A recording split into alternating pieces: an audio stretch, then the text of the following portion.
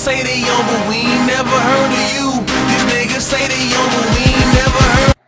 What it do, see? It's your boy YfgmBlogTv coming straight out of UC of Cincinnati, Ohio. Now I know y'all probably wondering like, why the hell he got his hat like this? Well, I just wanted to, you know, back in the day, people used to wear their hat sideways, cocked, you know, so I just wanted to do it, whatever. Plus, you know, y'all probably wondering, well, he always have a hat on. Yeah, it's because I ain't got my hair cut and I'm not about to look foolish in front of the camera. But anyway, this video is basically about my top 5 NCAA stories of this year, that I think is going to be talked about this year. And I'm going to start from number 5 and I'm going to go on down to number 1. And also I have a bonus. Now I had 10, but I wanted to go, you know, I had a little tough decision on what did I really want to talk about or what I felt was really important. So I may make a part 2 to this video and do the rest of them. But number 5 is NCAA and these crazy ass uniforms. I'm pretty sure you guys know that mostly the majority of all the NCAA teams, or at least the Division I teams, have all these new jerseys. They have multiple jerseys, multiple uniforms, and multiple combinations of the uniforms. Some look like they wear throwback jerseys, and some are just brand new, and some are just fucking awful, ugly, terrible, just got out of hand with these jerseys and these jerseys combinations. I'm pretty sure we're going to see some wild stuff this season coming up. Now, like for instance, we all know Maryland. Maryland uniforms was just awful, just ugly, terrible. And then Michigan, they came out. They came out with some. They had like 8 different combinations with maroon, gold, white, and black tops and the bottoms. And we know like someone was cool, someone was not. Now the king of all ugliness in jerseys, in my eyes, this is just my opinion, is the Oregon Ducks. I mean, them highlighter color ass uniforms they just hurt my eyes sometimes. Now I believe they're gray and black. I kind of like them uniforms, but the highlighter ass yellow, it's just, they have some ugly jerseys. So I like the direction that the NCAA is going. You know, they want to have new uniforms and stuff like that, new helmets, which is cool. But when you do them, try to come up with some better designs. Moving on, number 4 is social media. Now, we know a lot of these players, they get on these social websites like Twitter and Facebook and some other websites, but mainly Twitter and Facebook, and they say things that they may regret or it may hurt them in the long run. Like, I don't like, you know, it's been some players that tweet some things, and at the end of the day, you know, it's your own life. You know, you can do what you want to do, but for some reason, since you're a college athlete, you're on higher standards of certain things like you shouldn't do.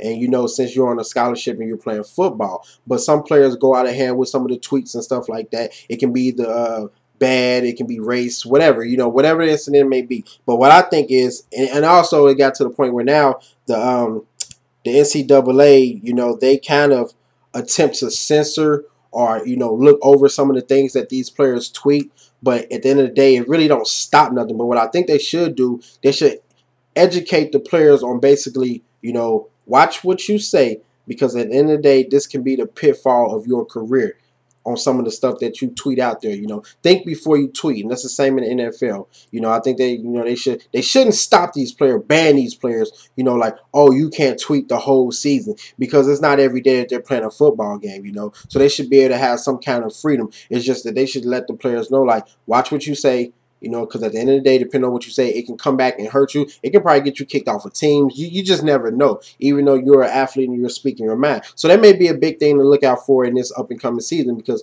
you know, I'm a young guy. They're young guys. Tweet, Facebook, it's addicting. It's hard to avoid. Moving on, number 3.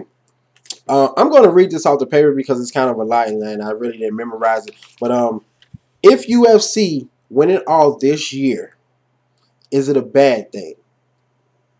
Like, just really think about that. But we all know that USC was hit with major NCAA sanctions in 2010. Now, some said it would probably be a decade or probably longer before they was able to compete at a high level. Well, 2 years later, and now they're the preseason #1. They're preseason #1 team, and this is the team that is very, very going to be looked at this year, because a lot of people feel that they can win a national championship. I honestly think they will make it to the national championship, because Matt Barkley, this guy is a great ass quarterback, and then they have the receiver in Woods. They have a running game. They have a defense. This is going to be a team to, you know, to look out for. If UFC So if USC win, you know, the subliminal message will be to the powerhouse programs that cheating is worth the risk of getting caught, because over severe penalties, you know, you can survive. You know, no matter how many sanctions or anything get thrown at you, you can overcome this over some time, and you will survive, and you can prevail and become great at the end of the day. Just as the same for Penn State, I feel like, you know, with everything going on, at some point they're going to get back to that greatness, and then they're going to be back on track. But yes, UFC with all these sanctions, now look at them. Now look at them. Team players is looking at, people are looking at them as being the #1 team. They're looking at them and going to the national championship game. So, you know, at the end of the day, UFC, they overcame this, and they probably still dealing with some stuff, but they overcame this, and now look at them. Moving on to my #2 NCAA story. Let me see. What did I write down? Okay. Oh, basically the SEC. Now we all know basically this, can the SEC dominate again and go for their 7th national championship? We all know that over the years, SEC has been the most dominant conference out of all the other conferences. They just taken over as far as winning championships. It don't seem like no other conference can compete with them and step up and beat them. A lot of the reasons is, for one, the SEC, there is speed. It's just speed and also great defenses. Now, a lot of times they don't have the great offenses, but they manage to get the job done because of the great defenses and speed that the SEC provide. I don't know what it is, but can nobody seem to stop them. Now, they have the longest win streak by one conference in history. You know, 6 national championships. That is crazy. And we all know the winners: Florida, not USC, Florida, LSU, Alabama, and Auburn. Like, those have been the teams to win the national championship. But, you know, with this dominance of the SEC can come indifference in other parts of the country. What I mean is, like, for instance, last year there was a significant backlash to the All SEC championship matchup between LSU and Alabama in the the national championship game, because prior to that we know that LSU, well, not Alabama, they lost, and then, you know, it was a whole lot of backlash to that whole thing, like, oh, should these teams have met in the national title game and stuff like that. So it was a lot of backlash. You know, for the good of the sport, it would probably be better if somebody else outside of the Dixie wins the title this year. Now, it would be nice to see somebody from another conference win, but also, like I said, man, somebody got to step up to the plate. Maybe it can be USC. You never know. Maybe it can be USC. I don't know. Somebody outside of the Dixie, somebody outside of the SEC, you know. But like I said, at the end of the day, they have to step up, you know, and act like they want to do something.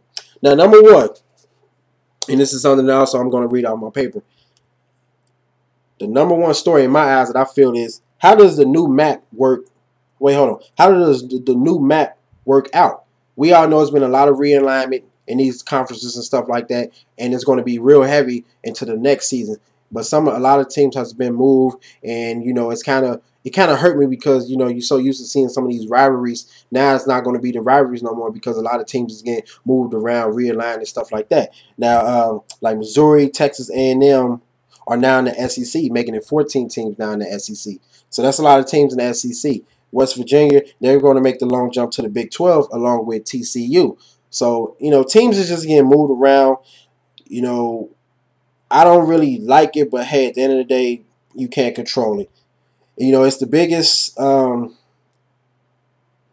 don't know. I just feel like now, you know, it's just going to be crazy. Does the Big 12 embrace having a long memory miles outside of its geographic footprints? Who knows? I don't know. But if you think these changes are crazy, for real, wait till 2013. You know, when the realignment really takes place. You know, it's going to be really, really crazy. So I think that these are just like some of my little stories that I think is going to play out, you know, this whole season. And also, I have a bonus. Now, the bonus was, I was going to make this a #1. Some people may make this #1. But my bonus is Urban Meyer with Ohio State.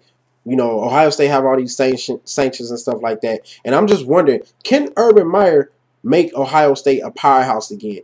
Can he make them a dominant team again like he did when he was with Florida? You know, he made Florida well, with the help of Tim Tebow and others, a powerhouse team. And I'm just wondering if he can make Ohio State a powerhouse. In my eyes, I honestly think he can do, but just get this man some time to get, all the recruits that he wants, especially when these sanctions is over with. I think Urban Meyer can get this team back to being in, the top 5 or top 10 and stuff like that, or playing for a championship, a national championship. So, those are my top 5 news that I think it's important that's going to be played out in the NCAA. If you guys have any different ones, you tell me. I may do a part 2 to the rest of them, but I'm not really sure. So don't forget, follow me on Twitter at YfgmBlogTv. Hit me up on Facebook, Johnny Avondale Johnson. Instagram, YfgmBlogTV. And if you want to kick me, that's Fatboy513. It's just another little social thing. So you guys be easy. I know this video long, but you guys have a nice day. Hope you do. Oh, and don't forget to comment, subscribe, favorite, and do all that for me, please. Thanks.